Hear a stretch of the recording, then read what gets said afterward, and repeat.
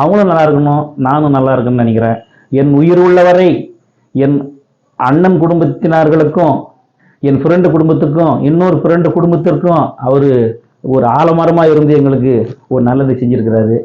அவருடைய மனம் இந்த உலகத்துக்குள்ள ஒரு ஆலமரத்துக்கு சமம். இங்கிருந்தவர்களின் ஒவ்வொருவருடைய அனுபவம் சற்று வித்தியாசமாக தான் இருக்கின்றது. அவைகளை பற்றி இப்பொழுது காண்போம்.